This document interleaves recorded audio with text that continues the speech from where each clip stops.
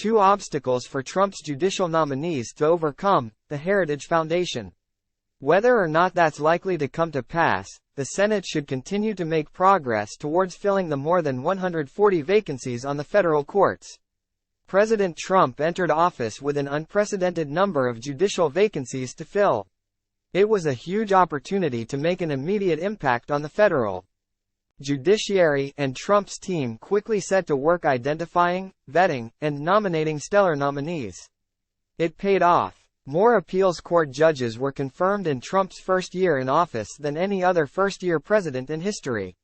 With 12 appeals court judges, 6 district court judges, and Supreme Court Justice Neil Gorsuch confirmed in 2017, Trump's record on judges was off to a great start. But 2018 has been slow-moving. Despite the administration continuing to send nominations to the Senate, only a handful of judges have been confirmed. Though there are 11 appeals court nominees pending, the Senate has confirmed just one this year. Why the bottleneck? Trump's judicial nominees face two major hurdles in the Senate: blue slips and post-cloture debate. Senate Democrats continue to abuse the blue slip policy to delay nominees from moving forward. Blue slips are a courtesy accorded by the chairman of the Senate Judiciary Committee that allows senators to give their opinion of nominees for judicial vacancies located within their states. In the blue slip's 100-year tradition, it's primarily been used to ensure home state senators are involved in the selection process rather than as a single senator veto. Chairman Charles Grassley, R. Iowa, announced last fall that he would continue giving deference to home state senators regarding district court nominees. But for appeals court nominees, Grassley said he would consider negative blue slips or unreturned blue slips on a case-by-case basis. Grassley made good on this promise by scheduling a hearing last November for Davis Strass, nominated to an 8th Circuit vacancy based in Minnesota, after then-Sen. Al Franken, D. Min, had refused to return his blue slip. Senator Amy Klobuchar, D. Min, returned her blue slip and ultimately voted in favor of Strass's confirmation to the 8th Circuit last month. The committee also has proceeded with a hearing for Michael Brennan, a 7th Circuit nominee, based in Wisconsin, over the protests of Senator Tammy Baldwin, D. Wisk, who refused to meet with Brennan, let alone return her blue slip. The committee has not yet scheduled a hearing for Ryan Bounds, a nominee to a 9th Circuit vacancy in Oregon.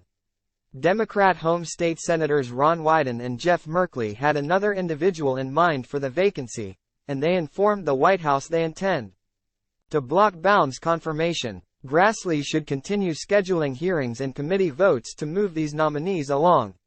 Once out of the Judiciary Committee, however, many nominees face another obstacle. Senate Democrats also are demanding cloture votes on many executive branch and judicial nominees. Invoking cloture used to be a meaningful step, because it took 60 votes to end debate so that a confirmation vote could occur. In essence, it was a way to filibuster a nominee. But Senate Democrats did away with the filibuster for lower court judges and executive branch nominees in November 2013, requiring only a simple majority vote for confirmation. Republicans put the final nail in its coffin last year with Neil Gorsuch's confirmation to the Supreme Court. Now, demanding a cloture vote and up to 30 hours of debate on each nominee is simply a tactic to delay and obstruct. In many instances, none of the senators has taken the opportunity to speak out about nominees they find objectionable during the 30 hours of debate. Instead, they use it to run down the clock.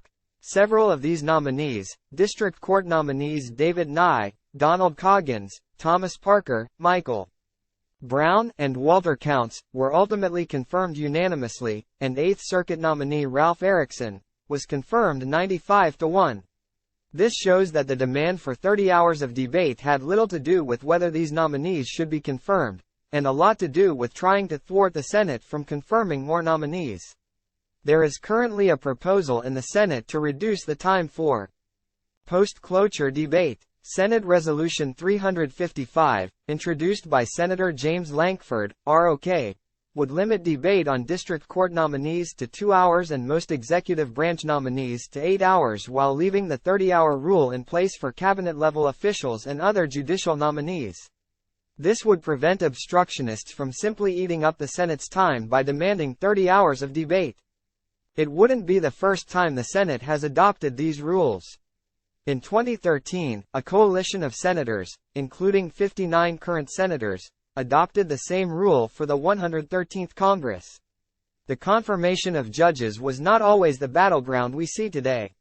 Speaking at New York University's law school earlier this month, Justice Ruth Bader Ginsburg expressed dismay over the current state of the confirmation process, pointing out that the late Justice Antonin Scalia had been confirmed unanimously and that she was confirmed 96-3. She said, "My hope is that someday it will get back to the way it was."